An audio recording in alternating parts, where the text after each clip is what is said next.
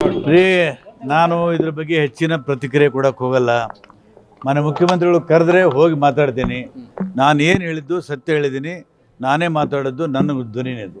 Sir, ಈಗ ಅಲ್ಲಿ ಲಂಚ ತಗೊಂಡು ಕೊಡ್ತಿದಾರಾ ಅಥವಾ ನಿಮ್ಮ ಶಿಫಾರಸು ಪತ್ರಗಳನ್ನ ನನ್ನ ಶಿಫಾರಸು ಪತ್ರಗಳನ್ನು ಪರಿಗಣನೆ ತಗೊಂಡಿಲ್ಲ. ಯಾರು ನಮ್ಮ ಪತ್ರವನ್ನು ಪಂಚಾಯತ್ ಚೇರ್ಮನ್ ಓದಿದ್ದಾರೆ ಅದು ಆಗಿದೆ. ಅಂದರೆ ನನ್ನಕ್ಕಿಂತ ನಮ್ಮ ಪಂಚಾಯತ್ ಚೇರ್ಮನ್ರೇ ಭಾಳ ಬಲಿಷ್ಠರು.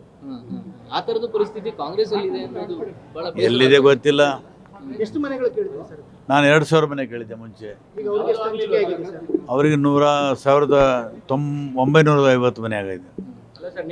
ಇದು ನನ್ನ ಕ್ಷೇತ್ರದಲ್ಲಿ ಅಲ್ರಿ, ಬಹುತೇಕ ಎಲ್ಲ ಕಡೆ ನಡೆದಿದೆ ಇದು. ಬರ್ರಿ, ಜಮೀರ್ ಅವರು ಹೇಳ್ತಾರೆ ನನಗೆ ಗೊತ್ತೇ ಇಲ್ಲ, ಇದು ಗ್ರಾಮ ಪಂಚಾಯತಿ ಮಟ್ಟದಲ್ಲಿ ಆಗಿದೆ. ಆಯ್ತು, ತನಿಖೆ ಮಾಡಿಸ್ಲಿ.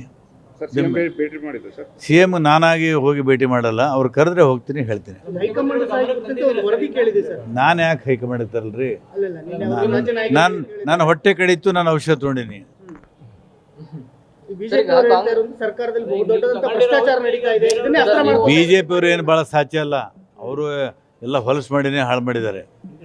ಬಟ್ ಸರ್, ಈಗ ಕಾಂಗ್ರೆಸ್ ಅಧಿಕಾರಕ್ಕೆ ಬರುವಾಗ ನಾವು ಒಳ್ಳೆ ಆಡಳಿತ ಕೊಡ್ತೀವಿ ಅಂತ ಬಂತು. ಆದ್ರೆ ಈಗ ನೋಡಿದ್ರೆ ಬಡವರ ಮನೆ ಅದು. ಇವತ್ತು ಕೂಡ ಸಿದ್ದರಾಮಯ್ಯ ನೇತೃತ್ವದಲ್ಲಿ ಒಳ್ಳೆ ಆಡಳಿತ ಕೊಡುವಂತ ಪ್ರಯತ್ನ ನಡೆದಿದೆ. ನಿರಂತರವಾಗಿ ನಡೀತಾ ಇದೆಯಾ ಹಾಗಾದ್ರೆ? ಎಲ್ಲ ಸರ್ಕಾರಗಳಲ್ಲಿ ನಡೆದಿತ್ತು.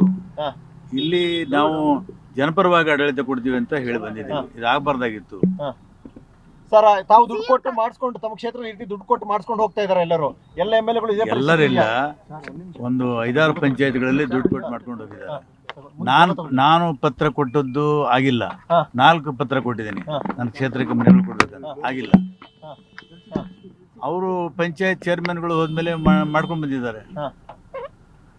ಸಿಎಂ ಕರೆದ್ರೆ ಹೋಗ್ತೀರಿ ಸರ್? ಹೋಗ್ತೀನಿ, ಖಂಡಿತ ಹೋಗ್ತೀನಿ. ಅವ್ರು ನಮ್ಮ ನಾಯಕರು. ಏನೇನಿದೆ ಅದನ್ನೆಲ್ಲ ಹೇಳ್ತೀನಿ.